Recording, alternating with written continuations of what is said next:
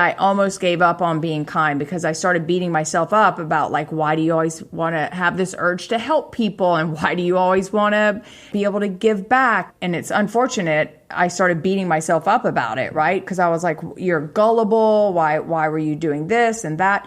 And then, whatever, I worked through it and I said, you know what? Inherently, that is who I am. And even if I try to push it down and suppress it, it's something I want to do every day.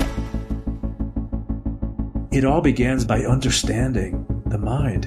I want to be happy now.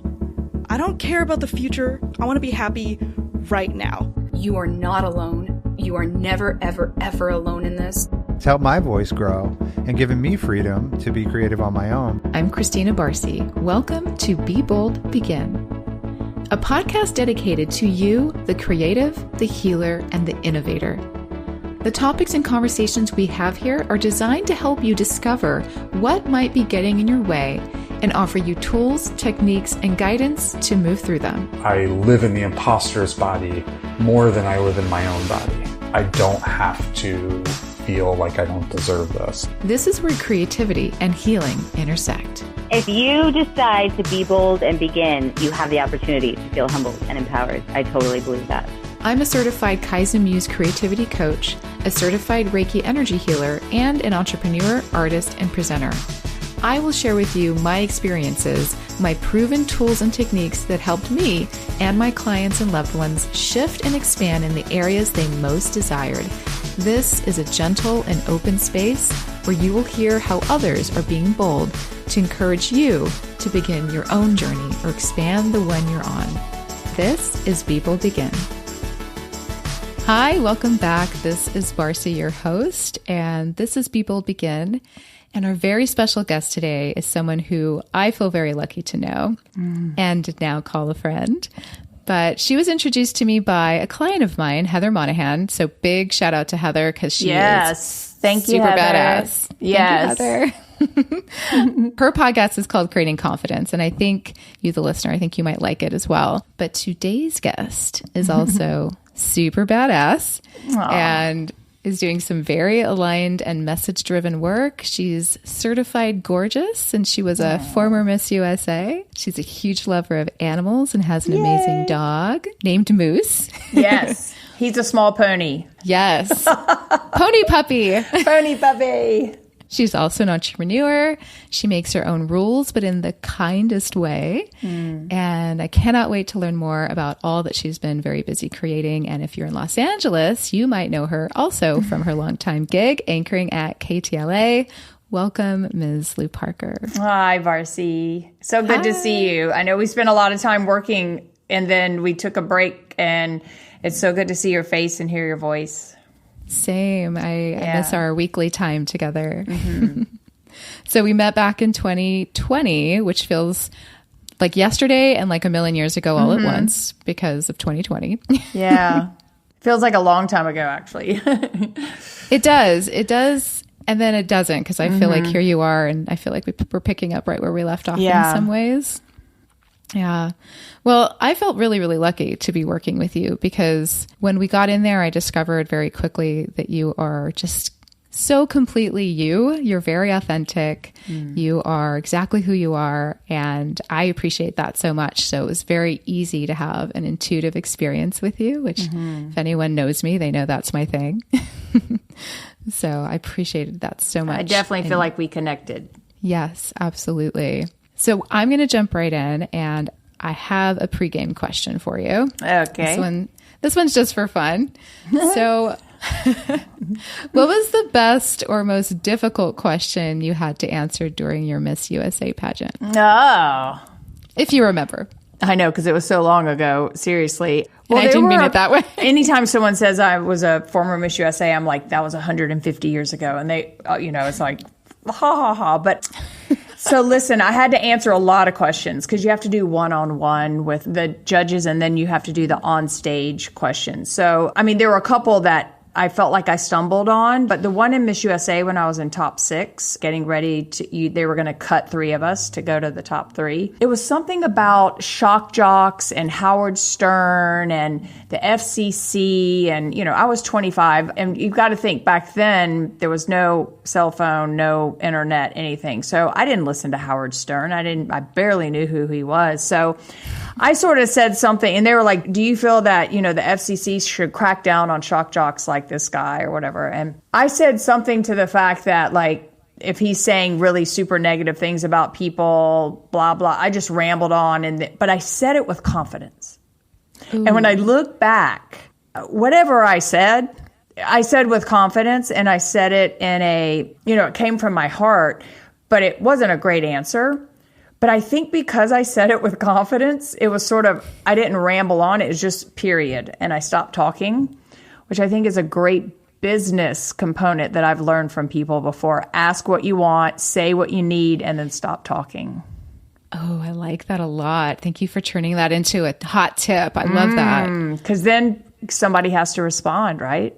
Yes. When you're not talking, someone else has to fill the space. Yes. Very smart. And I've heard that from other very good negotiators, that they just wait for someone else to speak. They take all the information in, and then maybe they'll talk, maybe they won't. Yeah. I didn't learn that until like 20 years later. But yeah, that's the advice. I didn't know it back then, obviously. But you knew it in your heart somehow. Something worked because it worked out. But, It did. Yeah. I love that. I love the idea of just saying what you need to say and then period. Yeah. Right? Well, on that note, I'll keep talking. So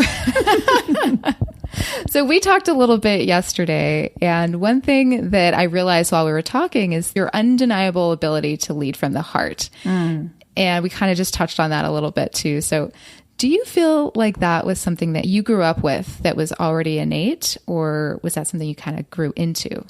I think I always say I was born happy. And then as I evolved, and I've always just been super drawn to people and animals and helping and, saving all the animals. And I had like a cemetery in the backyard, saving the squirrels and the little mice. And I just was always a careful child in that I wanted everyone to be happy and safe. And I think I'm still that way a little bit. So I think that's where that sort of evolved. And then as I got older, it manifested into sort of a hippie vibe a little bit through college. And I still am kind of a hippie gypsy inside, even though I wear a lot of makeup and false eyelashes and I tell the news and I was in pageants. Right. So it's a little bit of a dichotomy, but yeah. So I think it's something that I didn't create or intentionally develop. It's just there, and it's part of you. It's part of me. Yeah. So a lot of people experience a shift in their teenagehood, right? Where that's not cool anymore to like be who we know we are to be when we're kids. How did you stay on path with that and just stay authentic to who you are? I know I went through that. Honestly, I never thought about it. That's great. To be honest, I've never really sat back and said, I need to be this way or I need to be that way. Now I have, as I've gotten older, after you've been in relationships and stuff, if you continually hear the same word or, concept, I wasn't a great communicator as I got older in relationships. I think I had a childhood where everything was good, right? So like, even if things were bad, everything's good, but we didn't communicate about the bad. We just sort of like, everything's okay, like everyone's happy. And there was never really any major bad. My parents divorced, but they even made that happy. Wow. Yeah, because they stayed together, meaning they were involved in my life and stuff. So just learning to communicate. That's a really interesting point. But I was curious how old you were when they were divorcing. 6th grade, I think. And my brother was 4th. So fairly young, but not too young. And then my mom remarried pretty quickly to a guy. And now I had this second family and still a great father, so I had a great base. And my parents, I would say, are both very kind. They are kind people. I lost my dad in 2020. He was very kind and gentle with me. And, I don't remember him ever yelling at me except like maybe, I'm sure he did when I was younger, but like he didn't have that relationship where he fussed or yelled. And my mom's the same. Like they're just kind people. And I think that's something they're born with. And then they just teach by example or taught by example. So the environment that was created for you is sort of fostering that already. Yeah, I think so. I grew up in South Carolina, in Charleston, South Carolina. But then when my mom and dad divorced, we moved away about 2 hours away to a tiny town of like 5,000 people. So I'm a country girl. Horses and motorcycles and small town. But then I ended up going to college in the city and graduate school and everything. But I have, my core is country. I'm very comfortable in a barn. I'm very comfortable on a horse, on a motorcycle. Again, kind of weird because I was in pageants and am on, TV now. So it's this weird thing that people don't really think about. But I love being out in the country, and I love nature, and I love barefoot and no makeup. Again, that just breeds authenticity to me because it's just being really. When we are in nature, I think we connect that way. We can often feel more free and like we can just be ourselves in that space. Yeah. And I have to point out your shirt because it says, "Yes, be kind, y'all." Be kind, y'all. So I'm not sure. When I look at it, it looks backwards, obviously, on the camera. But be kind, y'all, because I'm from the South. Exactly. So this is some of our merchandise from Be Kind & Co., the company. But I thought Be Kind, y'all would be kind of nice to have just because I still say y'all. It's so you. Yeah, I love it. So as a kid then, did you kind of know who you wanted to be? Did you have an idea of what that was going to be? Or did you just kind of follow what arrived in your life and followed the thread? So I actually wanted to be a veterinarian, but somehow I got sidetracked from that. And it's interesting when I look back, I know someone said this to me. I'm not sure who it was, but someone said, why would you want to be a veterinarian? Like all you're going to do is like be around blood and operations and dead animals. And I was like, oh, and so they planted that seed in my head, which instead of saying, that's so great. Like, what a wonderful profession. Like, you're going to save animals and you're going to save lives. But that one transition shifted me. I don't remember going, I'm going to not do a veterinarian medicine because of that. But I definitely remember someone saying that to me, which is really fascinating. So, I'm very aware of that when I talk to kids or teenagers. I'm very aware of that now and say, when they say, I want to blah, blah, blah, I say, that's great. If that's what you want to do, I think that's amazing. And then I ask another question, follow up, as opposed to putting my stuff on them, right? Right. That's a really But then we wouldn't be here talking if I were a veterinarian in South Carolina. That's true. You would have a very different trajectory. How funny, right? Like one little thing can change our lives. But I feel like, okay, let's say that kid never said that to you. I bet there would be something else where you would make a discovery and shift paths that would feel aligned, right?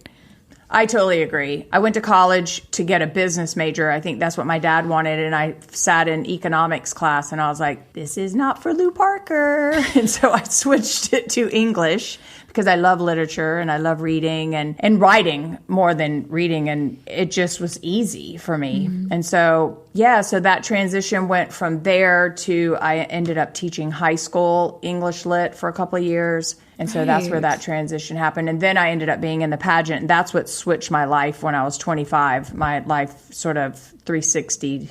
How did that come about? The pageant? The pageant was interesting because I competed when I was in high school a couple of times in the Miss South Carolina teen pageant. And then I didn't for like 10 years. And back then, again, there was no internet, no cell phone. A letter came in the mail. And I remember where I was sitting, Barcy, at my desk in my bedroom in my apartment. I was 24 maybe. And it said, you could be the next Miss USA. The cash and prizes could be yours, and how exciting and blah, blah, blah. And you move to Los Angeles if you win Miss USA and it's life of whatever. And I remember it saying the age limit was 18 to 27. And I specifically remember thinking, gosh, I don't want to be like, 40, because I thought 40 was old back then. I don't want to be in my 40s and regret not taking this chance. And, I was already 24. I needed to go ahead and do it. And I worked really hard and got in great shape for it. And I mean, literally 6 months later, I was living in LA. Wow. So yeah, it was crazy. Did it happen in Los Angeles? No, I represented the state of South Carolina in the state of Texas, because at that time, basically what happens is each year a city will pay a certain amount of money for the pageant to come to their city. Right. And then that way we advertise the city. They show all the girls like frolicking on the beach or at the tourism site or at the restaurants and things. So I won in Texas. Okay. But then once I won Miss USA in Texas as Miss South Carolina, they immediately moved me to Los Angeles because that's where the company used to be based. So and I moved here and I was like, what in the heck is this place? What? I have died and gone to heaven. Like, I just thought, ugh. So you fell in love with Los Angeles. Oh, immediately. So now I just want to understand the business of the pageant, because they brought you to Los Angeles. And then is there a timeline where they're like keeping you? Yeah, it's a year. Funded? It's a year contract. Okay. Yeah, it's a year contract. You get a small salary. You have a free apartment, free transportation before Uber. You know, I won a car. I won a ski boat. I won like cash. And then you travel all over the country and make appearances. And then I also competed in Miss Universe as Miss USA in the Philippines. Like, it's a business. Wow. Yeah. I never thought of it that way. And so hearing what it does for the women that win and also what it does for the communities, and it's so interesting. Yeah, it totally changed my life, and definitely what I was supposed to do at that time. Like, I didn't really know that was what I was supposed to do. That's the universe sending that letter to me and me opening it in the right headspace and the right heart space, right? And for me to say, sure, because I had not opened that letter all the years before. Okay. So, you know, I opened the letter and then, you know, I went. I'm super comfortable on stage. I'm super comfortable with people. And that's all pageants are, you know, being able to communicate your thoughts and being able to interact with everybody, because you're going out into the community and talking with kids and adults and sponsors, and it was a perfect path. It was the perfect path for me. And then it helped me to move into television eventually too, which I never saw coming either. Yeah. So tell us about that as well. Yeah. Was there a gap in between when the year ended with the pageant commitment, the contract there? And did you go back to teaching, or was there something else you did? I did here? not. So I was living out here, and, you know, I always say I showed up in a limousine and I left in a cab because it's literally like the next girl comes along and it's like, okay, bye. Oh my gosh. Not really, but you know, it's, you know, and this guy from Pageantry Magazine was really cool. One time he was like, you know, once you're Miss USA, you're always Miss USA, you know, you're just not the year of the Miss USA. And I was like, okay, thanks. But I was kind of ready to move at that point, move on and, you know, get on with my life. But I didn't know what I wanted to do, actually. And I was living out here in LA. I didn't want to be an actress. I'm a horrible actress. And the CBS station, which is really strange, the CBS station back in Charleston, South Carolina, where I'm from, had followed me to the Miss USA pageant, right? Because I was a local teacher. And then they had actually followed me all the way to the Philippines when I competed in Miss Universe. So they were aware of me, right? And an education reporter's job opened up. And my agent was like, hey, they're interested in hiring you back in Charleston. And I was like, to do what? And they were like, report. And I was like, I don't know how to report. Like, I've never been on TV. And so anyway, long story short, long process of going back and interviewing, trying to decide if I wanted to go back to South Carolina or if I wanted to stay in LA. And I ended up taking the job. My acting coach at the time was like, hey, as long as you're on camera, you're working. So I took that as advice. So you were in acting class. I was in acting class, but a failing actress. So you kind of tried it. I tried it, but I didn't like it. I really, I was uncomfortable. And maybe I was uncomfortable because I wasn't able to express emotions. Like, I wasn't able to express myself in, you know, crying or anger. I was always right here and like happy and like, right? So it was too much for me. It was pushing too many buttons. Now, I can say that now. I didn't know that back then. But now I can see. Now I probably could do all that stuff because I've experienced life, right? And I can go there. But back then I was just like, hey, y'all. I know. I think that's all I could play was, hey, y'all. And they were like, we're supposed to be in New York right now. Like, But anyway, I left and went back, and I had, a little bit of nervousness around that. And I was nervous to leave LA because I really love California, but I wanted to, I thought working in television would be a great career. It would be exciting and a challenge. And I took the chance, and I worked in that market for 2 years. And then I got a job in San Antonio, Texas, and I moved there on my 30th birthday, and I only knew 2 people, the guy who I would be working with and the guy who hired me. And I could not have been happier because I was almost back to California. You were getting closer. I was getting closer. So how did you end up back in California? I worked in San Antonio and honed my craft for like 7 years. And then I had an agent, obviously, at the time. And I used every vacation to come out here and meet with people and interview. And finally, KTLA in 2005 hired me as the weekend anchor and general assignment reporter. And so I moved here in 2005, and I've been with them since. And now I'm an anchor, a weekday anchor here, Monday through Friday. And it has been a really interesting path. I can't believe I've been here 16 years. It's pretty crazy. Wow. So did you fall in love with anchoring then? And was it different being in Texas and then being in Los Angeles? The job is not different, except that LA has more news. Like something's always happening here. There's either the car chase or shooting or whatever it is, or a big event or the Lakers or So yes, San Antonio and LA are totally different, 1 million people to 11 million people, it's like completely different. But I had a great base. I still have a good base of friends in San Antonio. So that's awesome. And then moving out here, I've created my own little world here of men and women and friendships and experiences. And but the job's not really any different. You just get better at what you're doing, if that makes sense. Because it's just years and experience and breaking news. That's good to know. And it seems like you love it. Do you enjoy? I do. And what I always say is that when I'm sitting on the set, it feels like home in a way. And what I mean by that is that I feel like I'm at my own dining room table or sitting on my own sofa. Like I feel that comfortable. Wow. In my body and in my confidence and in my calmness. That's very powerful. Did that take time to get to that point?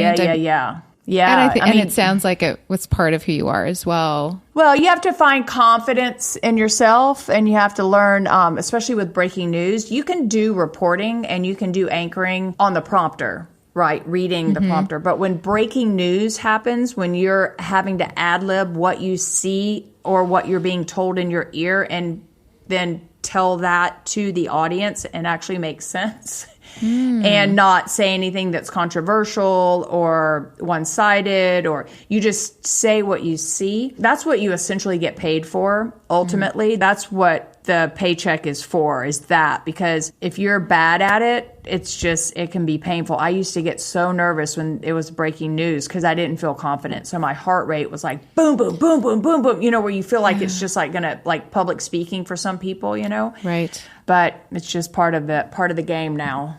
Part of the process. Well, thank you for sharing that. I think it's nice to know what the process is behind things that seemingly look like they're confident because you are now, but there was a journey there. Oh, it took years. Oh, yeah, for sure. We look back at some of my live reports when I first started, the first couple of years, and my best friend would always watch them, and she'd say, I'd call her right after. I'd say, how did I do? I know I stumbled on that second question. She was like, oh no, I'm sure it felt worse than it looked. And she always made me feel so much better. And like about 3 years ago, I looked back at some of those live shots and I was like, she was totally lying to me. It was horrible. But that's why you work in smaller markets so you can get better. That's Good why point. in our work, you just have to keep, one foot in front of the other. It's a process. Yes. But I love that you had a friend kind of there to help you get. We've got to put the foot in front of the other, like you said. Right. But if we feel terrible, we might not do that. So we need friends like your friend. All that said, so you love what you do as a day job, but I'm going to switch gears a little bit because I want to talk about your company that you're creating and that you've created called Be Kind & Co. What inspired you to begin that? And especially when you're already very happy in your life. So why start something new? And what was the point of inspiration for it? Well, I've figured out, Marcy, that I always have some type of project going on. I think I take after my mom when it comes to that. It's always like I'm a seeker, so I'm always seeking more information and I'm learning it as I go, right? Be Kind & Co. was not something that I have ever really thought about. And initially it was going to possibly be a book or internet push, to get people to do something almost like the Alzheimer's water bucket challenge they did for a while. But It ended up moving into a blog for the most part that became Be Kind & Co., all around kindness. And you and I have discussed it before, but I had a situation happen to me about 4 years ago that was really unfortunate and a really difficult situation that I had to go through publicly, where I was trying to be kind to someone and it blew up in my face. And working through that, I say I almost gave up on being kind because I started beating myself up about like, why do you always want to have this urge to help people? And why do you always want to, be able to give back? And it's unfortunate. I started beating myself up about it, right? Because I was like, you're gullible. Why were you doing this and that?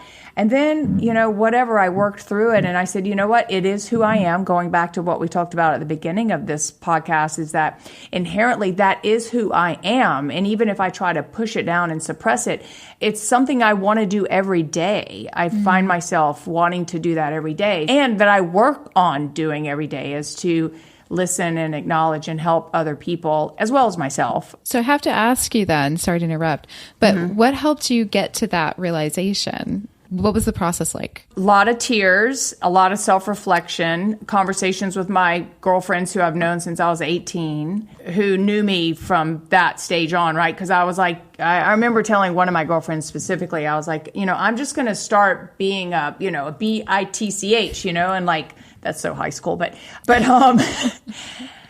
and I remember her saying, no, you can't be that. That's not who you are, right? And then you're going to be like us, and so she made me laugh, right? But it made me realize that she saw me in that light, in the light that I felt that I was living, if that makes sense. Yes. And it helped me to realize that it was an unfortunate situation. And what we've talked about before is that when you speak your truth down the road, all that truth comes out and all of that will be released, meaning emotionally released and being able to talk about it. But I think for me, I started writing immediately. I started journaling and writing immediately because that's how I was able to process it, which ultimately I'd like to make it into a book that ultimately helps people that have also gone through just a bad time in their life or like an unfortunate situation and how I worked through it. Yes. But I never ended up doing that. It ended up becoming Be Kind & Co., which has turned into this online magazine, now merchandise. I was going out and doing speaking engagements, but then COVID hit. But I expect that to pick back up later this year and next year, where I'm able to actually go out and talk to people about the situation that happened to me and how I worked through that process and how I was kind to not only myself, but even though the person who this whole situation happened around, I'm even, trying to send her kind energy, right? And trying to work through that forgiveness, And it's cathartic for me, but I think it also helps other people work through things that they've gone through. Some things that are worse than what I've gone through, and then maybe something that's not as bad, But we're all humans and we all, life's not always easy. Right. Thank you for sharing all of that. That's a lot. There's a lot there. Yeah, there's a lot. There's a lot there, meaning that it's very relatable. I think we go through that as humans. I think most of us have an experience where we have to start to question something about ourselves, whether it be what we believe in or what we want to do next, or whether what we're doing is worthwhile or if it's the right thing, or we get reflected back something about ourselves often, or at least once in our life where we have to really stop and think.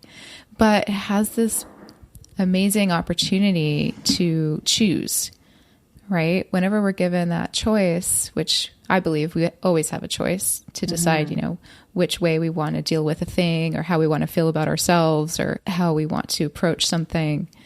When it's a big thing like that, it really shows us who we are. And I like that you've churned it into a platform that has many lives, you probably will still write that book. I expect a book in a few years. That will probably happen. You've done the work. You've already gone out and done some speaking and planning to do more. And I can completely see that being very relatable and very convertible to so many audiences and what you're doing with Be Kind & Co. So that said, absolutely. Thank you for sharing it. I think it's so important.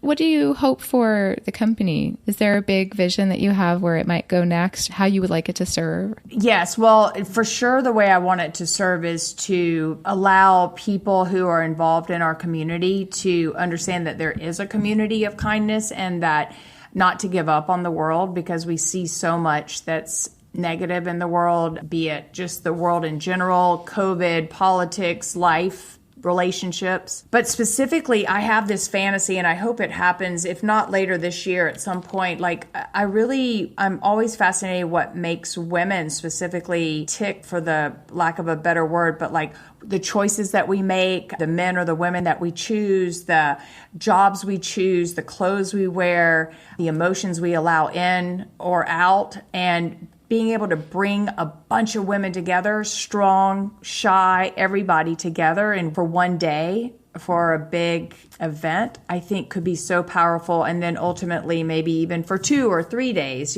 just so we can come together and support one another and feel supported and be listened to and be heard and to share and cry and laugh and pillow fight and, do all that crazy stuff, but that's a big dream of mine, is to be able to have events like that, because I think it's important for us to step away from what we do all the time and really go inside and know that other women are struggling as well, and either, trying to create a business or in their relationships or, with a family situation. And so I think the company, like you said, has a lot of avenues. It has that. It has my speaking, the book, the merchandise, and then contributing writers. That's kind of where I stand right now with it.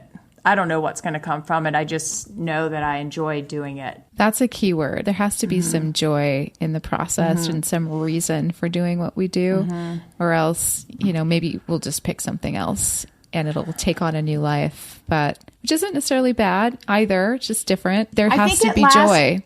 Yeah, and I think it lasts till it lasts, I think another thing in life is that I think we think about sometimes is relationships, end, right? And friendships and love relationships. And even, I lost my dad last year. That relationship ended.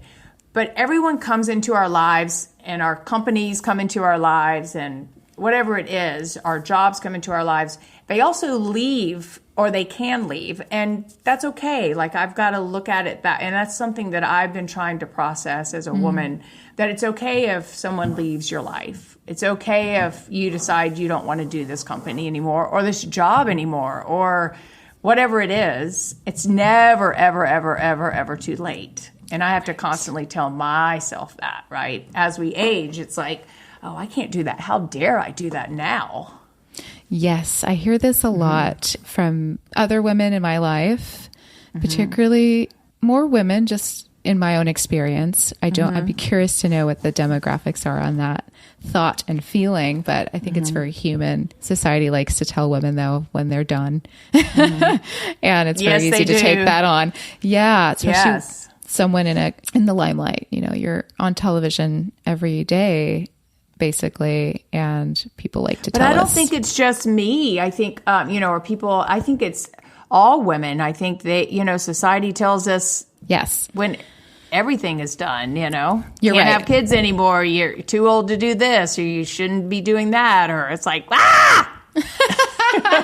Yeah, you're absolutely right. It's everyone. And I was just speaking to the fact that, when we're more visible, there's more people commenting. Yes, right. And being in LA, I grew up in Los Angeles too. And I always felt like I didn't really want anyone else's opinion about what I should and shouldn't do. It's part of the reason why I'm an entrepreneur as well. I appreciate sort of leaning into what I feel is most intuitive and best for me and my surroundings and everything. And yeah, it's great to talk about, because there are definitely moments where I feel that. And it's just part of the site for us to work through and to talk about it, acknowledge it, know that we're not alone. And whatever it is that, you're doing, meaning you, the listener, if that's filled with purpose and message and it's in your heart, then it's worth doing. And when that purpose serves its purpose, then it might be time to move on, right? Like, it's okay to move on. I think 100%. And then on the opposite spectrum of that, I think that the phrase "you are enough" or "I am enough" is pretty powerful too. And that, like, if I stopped right now, I'm still enough. Yes, it's not defining of your worth. Yes. Separate Yes. thing. Absolutely. I thank you for saying that. And it's very important to know the difference and to know that our worth exists just because we are. Yeah. And that's it. Thank you for that. So coming back to just the process of creating Be Kind & Co., because we have a lot of people listening who may be starting something or who have projects or want to start a business, things of that nature. Can you just tell us a little bit about what the process was like? Was there anything that was surprising to you when you started the venture? Yeah, it's a lot of work. It's like once you commit, someone said it the other day, a friend of mine posted about his wife who is an entrepreneur as well. And he was saying how proud he was of her and everything. And then he said, there's so much work. And then he put in parentheses, lonely work, right? And in a way, because it is lonely work. And I know that you do it, you sit and you constantly are doing your projects, right? Even on the weekends. And I wake up on Saturday morning sometimes. I'm like, what are you doing? Stop. It's like, it can be very difficult because it's not like you have this huge company with a bunch of employees. You are the employee, you are the company. And so I think that surprised me. But surprise is a interesting word because, even with preparing for the pageant or preparing for TV news, I'm not afraid of that work. I know it's like small goals lead to the large goal.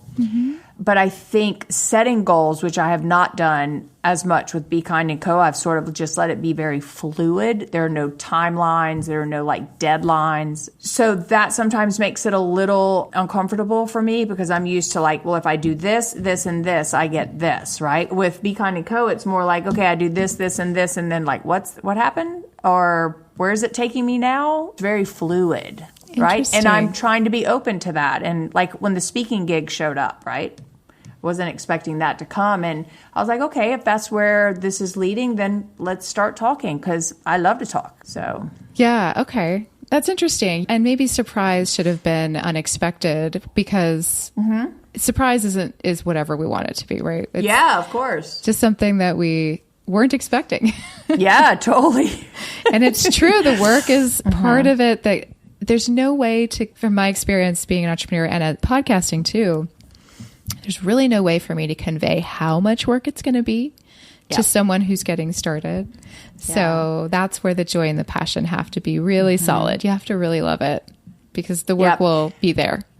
Yeah. And also know that I think it's really important to be with someone too who understands that if you're working on your passion, you may have to put in a couple of extra hours after work, right? You talk to a lot of people who are super successful. They don't become successful overnight. They, do a lot of times. And even in my situation, I work all day as a TV news anchor and then I come home and sometimes I work till 10 o'clock at night on the computer, either emailing people back or writing and planning and projecting. And, you and I have discussed too, at some time you make time, right? You learn to give yourself some space and not put so much pressure on yourself. Right. Yeah. There's ways to do it and it can ways to not do it and ways to not do it. And I've done both actively, sometimes at the same time, weirdly enough, but it's a process. And it's, as someone who loves projects, I think any process is worth trying and you can decide for yourself, Do you think people can get addicted to projects? Absolutely. I think, I can only speak for myself because I get addicted to the work because I do like to work. I've realized I enjoy it, but because I enjoy it so much, sometimes I'll say yes a little too much. Yeah. So I have to personally exercise better boundaries at times, which I'm doing now. It's very easy to be like, yeah, I want to do that. Yeah, I want to help you. That sounds fun. Or, Yeah. Meanwhile, then you're at the gas tank out of gas. Out of gas, no more hours left in the day. And that's a finite, entity. Time is finite. So it's really all about maximizing that and figuring out how to organize and systemize. And it took me a few years to figure that out. But for me, lately, that's the most valuable, the lessons I've learned through starting a venture. So Lou, thank you so much for everything that you shared so far. Can you tell us where we can find you and how we can engage with Be Kind & Co.? Yes, super easy. It's bekindandco.com. But I'm on Instagram a lot. I love Instagram. Be Kind & Co. is on it, but then Lou Parker LA also on Instagram. But I'm on all the platforms. And then I have some fun merchandise, lots of cool t-shirts. One says this equality t-shirt I have that's Born Kind, which is fun for men and women in black and white. I have a Be a Kind Human, Be Kind Y'all. And I just love it because it's merchandise with a message. And I feel like you can wear it in the grocery store. You don't even have to say anything to anybody. They read it and maybe it sticks with them. Oh, I love that. Well, thank you so much, Lou, for your time. Thank you, Barcy. And thanks for everybody out there listening. Just trust yourself. Yes. Yeah. Thank you for listening to Be Will Begin. Make sure to catch our Thursday Small Shifts episodes for 5-minute self-reflective small questions that follow a theme in a guided meditation style. Also be sure to click the follow button or check mark for Be Will Begin on your favorite podcast app to add it to your library so each episode downloads automatically. And if you'd like to stay connected for workshops and all Be Will Begin offers, and get a free guide to working with fear and imposter syndrome, you can go to fearimposter.avanthousemedia.com or click the link in the show notes. Stay safe and keep creating.